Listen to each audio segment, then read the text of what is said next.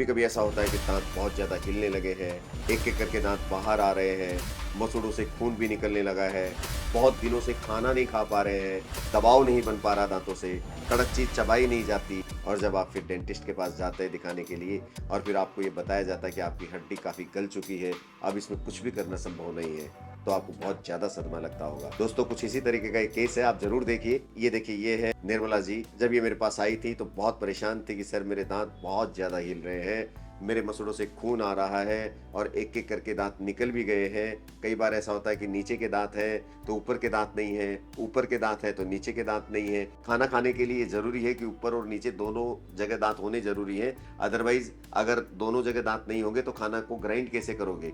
अब धीरे धीरे हड्डी गलती जा रही थी।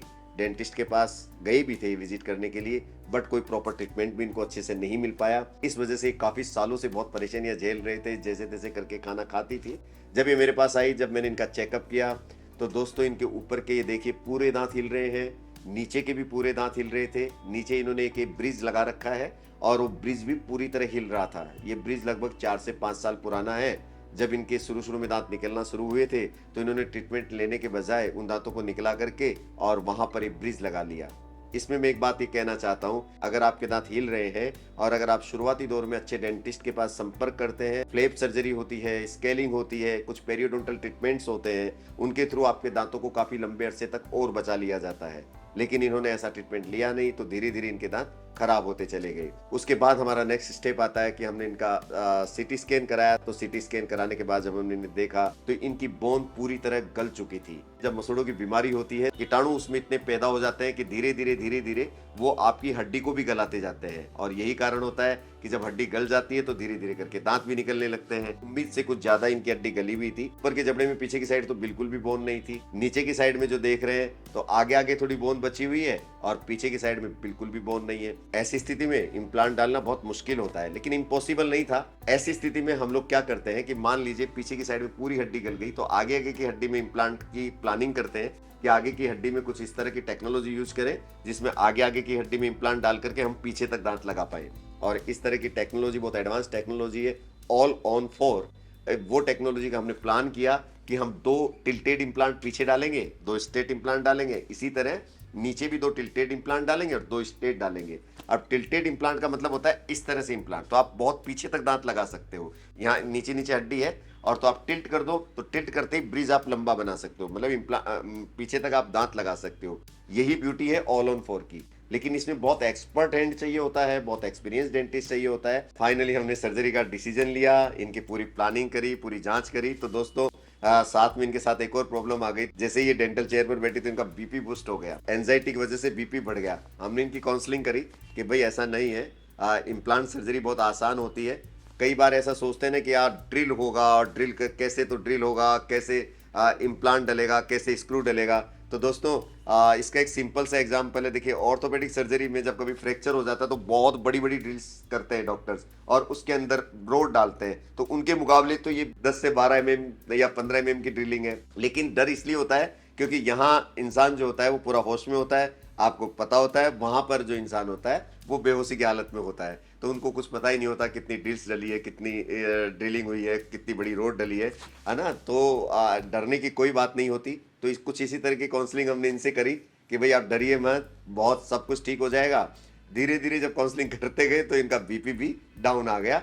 और फिर क्या होता है कि हम पहला इम्प्लांट डालते हैं। तो पहला इम्प्लांट डालने के बाद एक मरीज को एक्सपीरियंस हो ही जाता है कि ये देखिए, अब आपके पहला इम्प्लांट डल गया है, तो अब आपके कोई दर्द हुआ, तब मरीज को पता लगता है कि यार जो सोच रहे थे वैसा नहीं है, बहुत आसान सर्जरी होती है। पूरा हिस्सा इसको शून्य कर देते हैं पहले ही, तो दर्द का तो कोई क्वेश्चन ही नहीं उठता। और अगर मान लीजिए थोड़ा बहुत दर्द हो रहा है तो शून्य की डोज है थोड़ी सी और बढ़ा देते हैं। तो इसलिए पेन से बिल्कुल मत डरिए, दर्द नहीं होता है। फाइनली इनके क्या है, जो मसूड़े गले हुए थे तो हड्डी भी काफ़ी गली हुई थी, अंदर गली हुई निकली। तो ऐसा नहीं है, अगर उस गली हुई हड्डी में भी आपने इम्प्लांट डाल दिया तो जो कीटाणु है वो बाद में इम्प्लांट को जा करके खराब कर देते हैं। तो हम जब सर्जरी कर रहे थे तो इनकी पूरी गली हुई हड्डी को बहुत अच्छे से साफ कर रहे थे कि कहीं भी कोई ऐसा कीटाणु या कोई रोग ना रह जाए अंदर जो बाद में फ्यूचर में जा करके वो परेशान करे। तो इस तरह पूरी गली हुई हड्डी को हटाया, ऐसे ही फिर इनका नीचे का 2 दिन का रेस्ट दे करके नीचे का कर दिया। दोस्तों बहुत आसानी से हो गया, करने के बाद तो पेशेंट को कॉन्फिडेंस आ ही जाता है कि चलो अब तो हो गई सर्जरी, अब कोई कुछ नहीं है। फिर उसके बाद 3 या 4 दिन के बाद हमने इनके मेजरमेंट्स ले लिए। मेजरमेंट्स लेने के बाद इनका डेंचर बन के तैयार आ गया। फाइनली 7 दिन के बाद हमने इनको डेंचर लगा दिया। डेंचर लगाने के बाद इनकी स्माइल वापस लौट के आ गई, इनका कॉन्फिडेंस वापस लौट के आ गया। फिर इन्होंने कहा मैं कुछ खाऊंगी, खा करके देखूंगी। तो हम लोग चने वगैरह ये सब कुछ खिला के देखते हैं। तो फिर इन्होंने चने खाए। चने खाने के बाद ये और भी खुश हो गई और इनका कॉन्फिडेंस वापस लौट के आ गया। मान लीजिए कि ये इतनी खुश हुई कि अब तो क्योंकि शादियों का सीजन है थोड़ा सा अभी, तो कि मैं तो शादी में जाएंगे, अब सब कुछ खाएंगे। इनके हस्बैंड बैंक मैनेजर, बैंक की बहुत बड़ी पोस्ट पर रहे हुए हैं, तो ये भी बहुत खुश थे। इनके हस्बैंड भी इनके साथ आए थे कि सर ये बहुत खुश हैं। इनका ऐसी खुशी मैंने 5 सालों में इनके चेहरे पर अभी देखी है। और फिर ये लोग 7-10 दिन बाद फिर दोबारा एक फॉलोअप विजिट पर मुझे दिखाने आए थे। तो आप समझ लीजिए कि बातें बंद ही नहीं हो रही थी कि मैंने ये खाया, मैंने ये किया, मैं उस फंक्शन में गई, पहले मैं कभी फंक्शनों में नहीं जाती थी, अब सब जगह गई। तो बहुत सारी लंबी बातें की हमने, बहुत खुश थी ये। और इस तरह से ये एक इम्पॉसिबल सा दिखने वाला केस भी सफल हो गया। ये लगता ऐसा है कि चीज़ें सफल हो गई, लेकिन बहुत मेहनत होती है, बहुत एक्सपीरियंस की ज़रूरत होती है, बहुत सारी प्लानिंग्स करनी पड़ती है। और प्लानिंग केवल ये मेरी ही नहीं होती, सर्जन की ही प्लानिंग नहीं होती, बहुत हमारे साथ बहुत बड़ी टीम होती है। और उस टीम के हिसाब से जब दांत बनने जाते हैं तो दांत बनाने वाले उसमें प्लानिंग करते हैं कि सर इसमें ये लंबा बनेगा, ये छोटा बनेगा, इनका चेहरा ऐसा है, इस तरह से इनकी स्माइल बहुत बेटर आएगी। कई डिस्कशंस होते हैं। फिर उसके बाद फिटिंग को ट्रायल लेते हैं, कई बार फिट कर करके देखते हैं कि कहीं कोई चुप तो नहीं रहा है, कहीं चेहरे पर कोई स्माइल खराब तो नहीं आ रही है। तो बहुत सारे लोगों का इन्वॉल्वमेंट होता है और वो शिद्दत से इन्वॉल्व होते हैं, बहुत मन से केस को जब करने बैठते हैं तो फाइनली केस सफल हो ही जाता है।